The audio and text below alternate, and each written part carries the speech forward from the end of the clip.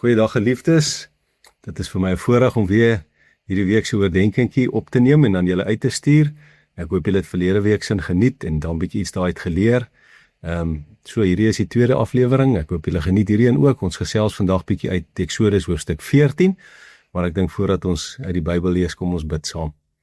Onse Vader wat in die hemel is, Here, dankie vir die voorreg wat ons het om as gelowiges enige plek in die wêreld by mekaar te mag kom. En ons is by mekaar, al is ons ook alleen, omdat U by ons elkeen is, en U is die gemeene deler, U is deel van ons elkeen se lewens en ons elkeen se bestaan, so waar ook al ons alleen onder 'n boom of in ons kamer of waar ook al, in U woord en tyd met iets spandeer, is U daar, en dit is vir ons 'n groot voorreg om dit so te mag doen. Wanneer ons ook dan nou vandag bietjie in die woord delf, vra ek U dat U ons harte en ons gemoedere en ons ore sal oopmaak, sodat ons sal hoor wat U vir ons wil sê, sodat ons iets daaruit sal leer, en dat ons dit met ons vriende en familie sal deel. So baie dankie vir die voorreg, dankie vir die liefde, dankie dat U so groot en almagtige God is. Ons bid dit in Jesus se naam. Amen.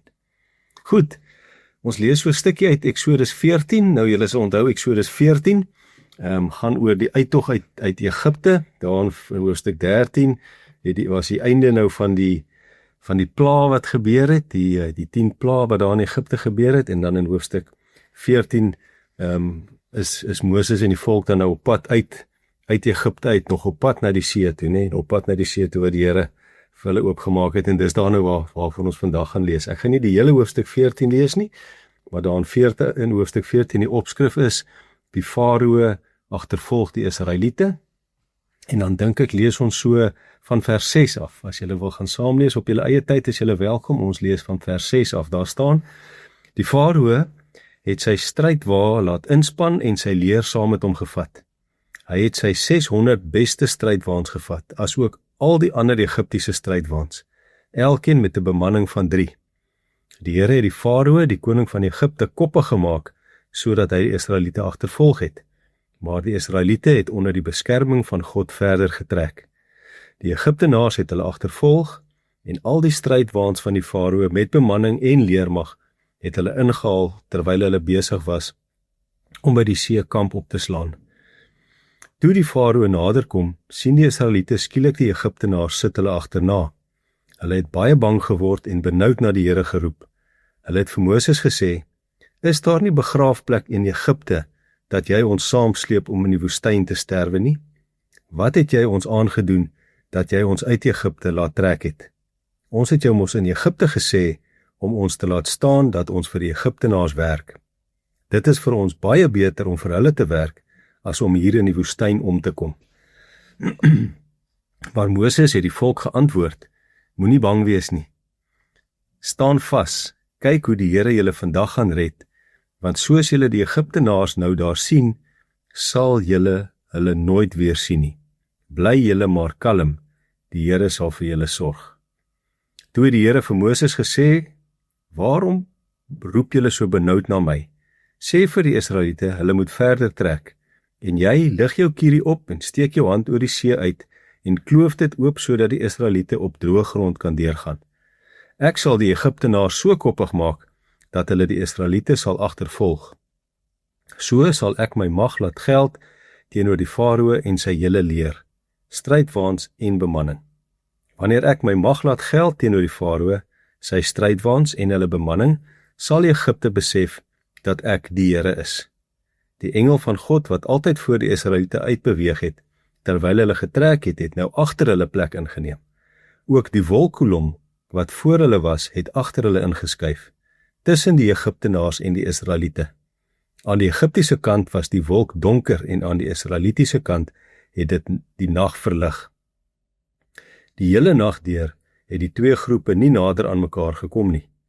Moses het sy hand oor die see uitgesteek en die Here het daardie hele nag die water met 'n sterk oostewind weggedryf, sodat die water oopgekloof en die see droog gelê is. Die Israeliete het op droë grond deur die see gegaan en die water het weerskante van hulle soos 'n muur gestaan. Die Egiptenaars het hulle agterna gesit, die Farao se perde, strydwaans en bemanning is almal agter hulle aan die see in. In die vroeë môre het die Here uit die vuur en wolkkolom afgekyk op die Egiptiese leer en verwarring onder hulle gesaai. Hy het die wiele van hulle strydwaans laat uitval, sodat hulle skaars kon beweeg. Toe sê die Egiptenaars, ons moet wegkom van die Israeliete af, want die Here veg vir hulle teen Egipte. Maar die Here het vir Moses gesê, steek jou hand uit oor die see, sodat die water oor die Egiptenaars, oor hulle strydwaans en bemanning kan stroom. Moses steek toe sy hand oor die see uit, en teen dagbreek het die see teruggestroom oor sy bodem, en die Egiptenaars het hulle teen die water vasgevlug. Die Here het hulle deur die see laat meesleer. Toe die water terugstroom, was die strydwaans en die bemanning, die hele leermag van die farao wat agter die Israeliete aan die see in is, toe onder die water. Daar het nie een van hulle oorgebly nie. Maar die Israeliete het op droë grond deur die see gegaan, en die water het weerskante van hulle soos 'n muur gestaan. Die Here het Israel daardie nag gered van die Egipte, en die Israeliete het die Egiptenaars dood op die strand sien lê. Toe Israel sien hoe kragtig die Here teen Egipte opgetree het, is hulle met ontzag vir hom vervul. Hulle het in die Here geglo en ook in Moses, sy dienaar.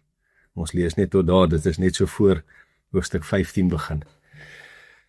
So, ek is op die oomblik in my studies besig met 'n module wat handel oor sosiale ontwikkeling, en toe ek oorspronklik die naam van die module sien, het ek gedink, dit gaan nou seker weer gaan oor kospakkies uitdeel vir ouens wat op straat bly, of komberse uitdeel omdat dit winter is of so iets. En nie dat daar enigiets mee verkeerd is nie, inteendeel, dit is goed om hierdie goed te doen, en is baie nodig. Maar iets wat ek besef het, so deur die module wat ek gewerk het, en die voorgeskrewe artikels en boeke gelees het, is dat daar waar daar sosiale ontwikkeling nodig is, nie noodwendig net fisiese honger, of fisiese dors, of fisiese koudkry is nie. Armoede is nie noodwendig net 'n tekort aan brood en water en 'n huis nie. Armoede strek eintlik baie verder as dit. So ons het verlede week in die vorige afdeling vir mekaar gesê, dat as jy in 'n groot huis bly, kan jy dalk nog steeds alleen voel of eensaam voel, en jy kan nog steeds voel dat jy dalk nie vrede of geluk beleef nie. En dit is ook 'n vorm van armoede, né? Basies kan armoede dan nou in 2 kategorieë verdeel word. Julle sal dit seker klaar agterkom. Die eerste een natuurlik is fisiese armoede, en dit spreek eintlik van self. Ons het nou al hieroor gesê, dit is honger ly en dors ly en nie blyplek hê nie. Iets wat jou dalk nie beskik teen elemente nie wat jy 'n tekort aan het, daardie tipe goed is fisiese armoede. En die tweede vorm dan nou natuurlik is geestelike armoede. Dit is om alleen te wees, om siek of sieklik te wees, om nie liefgehet te word nie, of miskien om verbaal mishandel te word. Dis alles vorme van geestelike armoede. So, vir ons wat dan nou die voorreg het om 'n dak oor ons kop te hê, of 'n warm bed het om in te slaap, of gereeld 'n bord kos het om te eet, ons klassifiseer nie noodwendig onder fisiese armoede nie. Maar, uit ondervinding uit, van wat ek al gesien het en gehoor het, en aan my eie bas gevoel het, weet ek baie mense ly aan geestelike armoede. En dit maak die lewe moeilik. Maar as jy mooi daaroor dink, sê God nêrens vir ons in sy woord, dat die lewe maklik gaan wees nie. Ek weet, dit klink nou negatief tot nou toe, en ek is jammer daaroor. Hou net so 'n bietjie uit, die positiewe deel kom. En so hierdie is ook so 'n bietjie negatief, maar dink maar daaroor. So in my voorbereiding lees ek die volgende woorde, en ek wil dit graag met julle deel. Die lewe is moeilik enige kant toe. Jy gaan moeilik moet kies. Om vroeg op te staan en te gaan oefen, is moeilik. Om uitgeput en ongesond te voel, is ook moeilik. Kies jou moeilik. Om ongemaklike gesprekke met iemand te hê vir wie jy lief is, om 'n verhouding te red, is moeilik. Om met verwyte en eensaamheid saam te leef, is ook moeilik. Kies jou moeilik. Om jou geld met dissipline en spaarsamigheid te bestuur, is moeilik. Om in skuld te verdrink, is ook moeilik. Kies jou moeilik. Om jouself voluit in jou werk te begewe en kansse te vat in jou besigheid, is moeilik. Om te wonder wat as, is ook moeilik. Kies jou moeilik. Om te groei en uit jou gemaksone uit te beweeg, is moeilik. Om dit nie te doen nie en dan met berou te moet saamleef, is ook moeilik. Kies jou moeilik. So met die uittog uit Egipte, was die Israeliete op daai stadium in dieselfde omstandighede. Hulle kon terugdraai Egipte toe, en weer slawe wees. Hulle het dit vir Moses gesê, hulle sal dit eerder doen, en dit sou moeilik wees. Hulle het dit beleef. Of hulle kon verder trek, die onbekende woestyn in, en wat sekerlik ook moeilik sou wees, né? Hulle moes hulle moeilik kies op daardie oomblik. En dan sê Jesus vir ons in Matteus 7, vers 13 tot 14, kan julle saamlees as julle later wil. Daar staan, gaan deur die nou poort in. Die poort wat na die verderf lei, is wyd en die pad daarheen is breed. En die wat daardeur ingaan is baie, maar die poort wat na die lewe lei is nou en die pad daarheen smal. En die wat dit kry is min. So hier sê Jesus vir ons, die maklike pad is nie noodwendig die regte pad nie.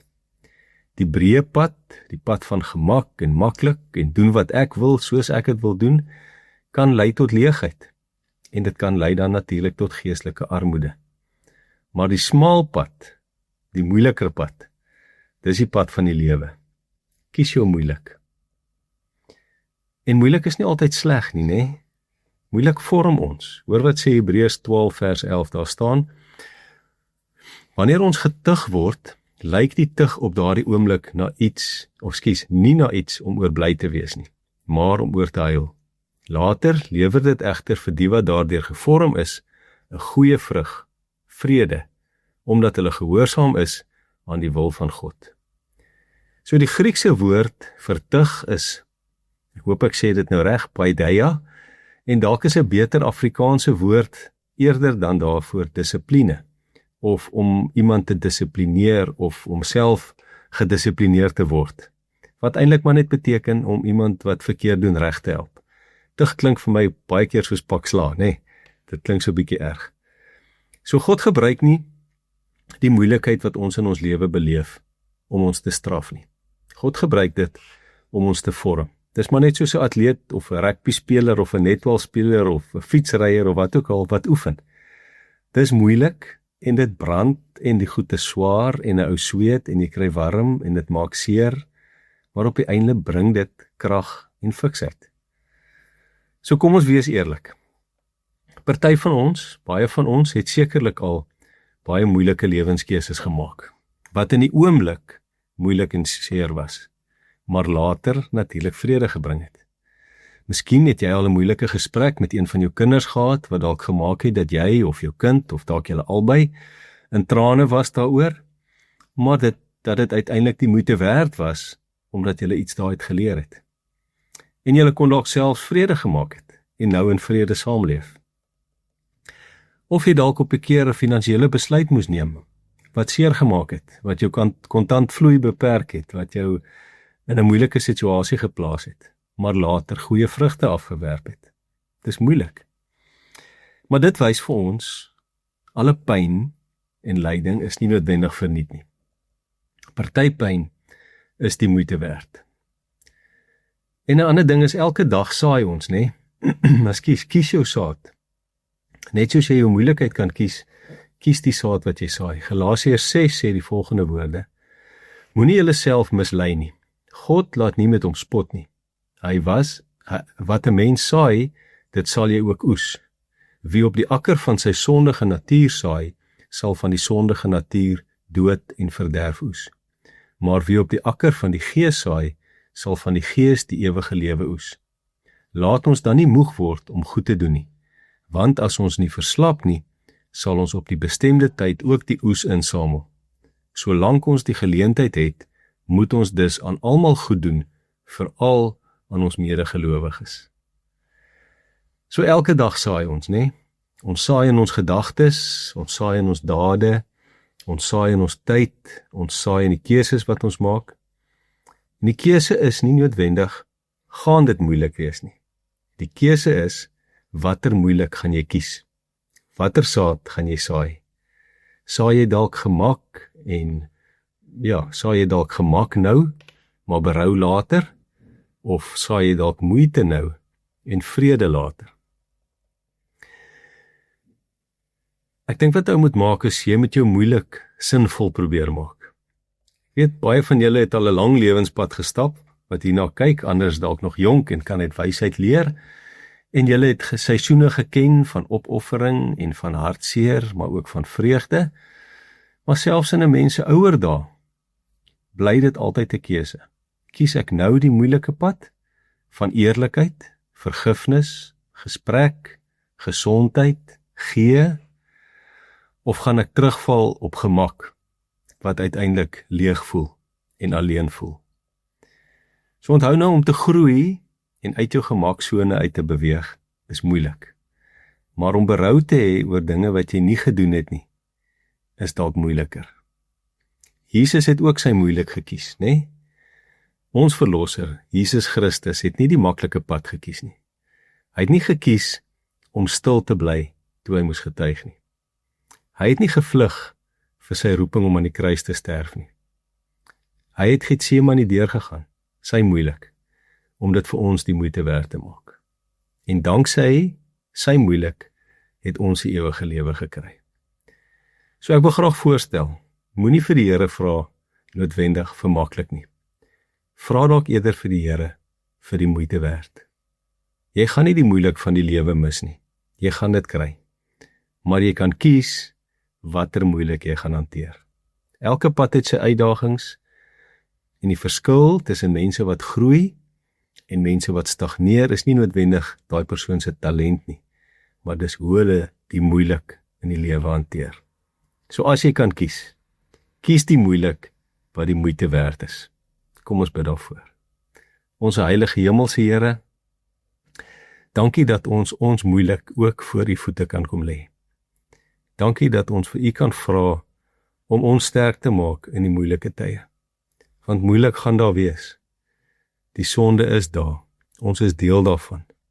Maar gelukkig, Here, is ons verlos daarvan deur Jesus Christus, wat die moeilik gekies het om aan die kruis te sterf vir ons almal se sondes. So, Here, gee dat ons nie maklik sal kies nie, maar dat ons die moeite werd sal kies. Ons bid dit in Jesus se naam. Amen.